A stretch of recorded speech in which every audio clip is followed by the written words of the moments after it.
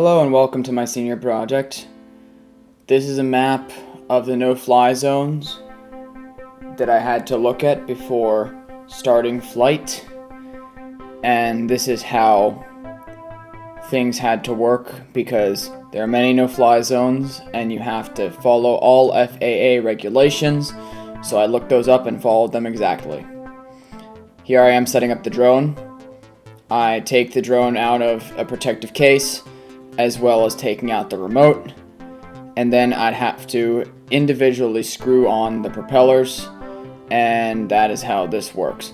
So one propeller goes clockwise to lock, and then the other propeller goes anti-clockwise to lock because they spin in separate directions to keep the thing afloat.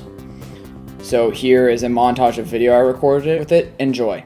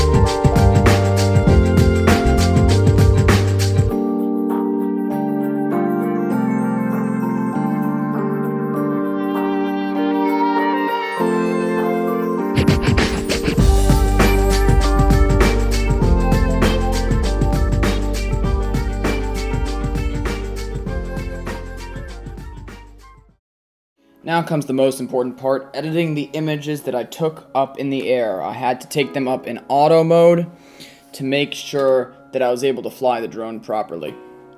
So right here I'm using Adobe Camera Raw to see what looks best for every profile, and I'm making sure that all images are in the bay by scrolling down, because sometimes you might accidentally open not all of them or open too many.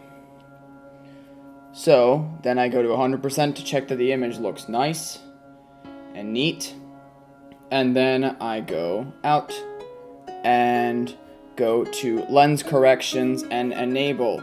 When you enable lens corrections, what happens is that it corrects any distortion that the lens may have in an image. So I select all of them and go ahead and do that, and then it corrects all distortion for all images. I also go and zoom in to see the resolution loss that happens from that, because a slight resolution loss does happen. So the next thing that I do is I select all images and click Enhance Details. By doing that, what happens is that it takes a look at the raw data, takes a closer look at it, and tries to make it higher detailed, even though it's at the same resolution. So I do that for these photos since it's a relatively low resolution camera. Now what I do is I select it and I go and make sure it's the enhanced version, because the enhanced is the higher resolution type image. and I look at it and make sure it's good. Then I add a bit of texture to everyone to give it a little bit of pop. Texture applies sharpening only to textured areas and doesn't apply sharpening to softer areas, which I find really nice. And then I go in with classic sort of things. I go in and drag down the highlights to preserve them, and then afterwards I drag up the whites until that red is overexposure, so I bring it down so that nothing's overexposed, but make sure everything's brighter. Then I bring up the shadows to bring out shadow detail. And then I go ahead and bring down blacks, but don't bring it down to the blue level. So I bring it down until it's just above the clipping level. And look at that. Looks great. Then I do them for the rest of the images. Here is a short time lapse of that after zoom in and edit, So here we go. I go to the next one and next one and next one, and I keep applying these changes, making sure that everything is looking great. Sometimes applying some dehazing. Dehazing, what it does is it takes away the haze by applying more contrast and sharpening. Sometimes it gives a bluish glow, so I have to compensate for that in white balance. I also added a nice filter to this one because I couldn't get this image looking nice no matter what. Some of these images that you see here won't be shown later because they just didn't work well. Like this one didn't work well, so I turned it black and white. Don't include it in this video. So here is what I expected. What I expected is I expected the entire process to go smoothly, which luckily it did. And what happened is that I took photos up in the air. I had a 30-minute time limit because of the drone's internal battery having an auto shut off where it will land automatically without my user control. So I had to land around 3 minutes before the battery died. And yeah, I also made sure to shoot in RAW files so that I could edit in Photoshop without worrying about image degradation. I also opened up each of the files in Photoshop and did some upscaling. So here what you see is the lab process. The lab process I did to select a few of my favorite files. What it does is it brings out the colors in certain sections of the image and lets you be really creative with the color and make the colors really nice. So as you see here with this black and white area, I'm applying a mask. The black area is the parts the mask will not affect, and the white area is the parts of the mask that will be affected. So I do this for each part, painting black on the parts I don't want to be affected, and look at that, now I can change the water, now I can change the sky. I do the same thing for second image. This is a very complicated process, it's hard to explain, but basically it is messing a lot with contrast of certain colors.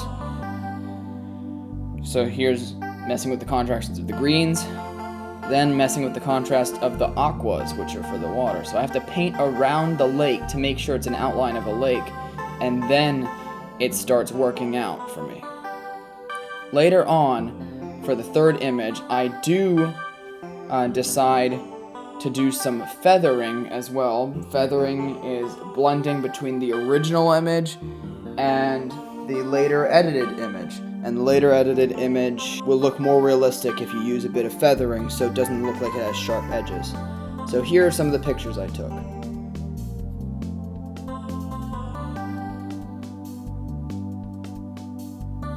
There's the one with the filter. And here's a nice one of the farm. There's also this one which I quite enjoy, the dock. Most of these were taken at 400 feet of altitude because it was close to a restricted area.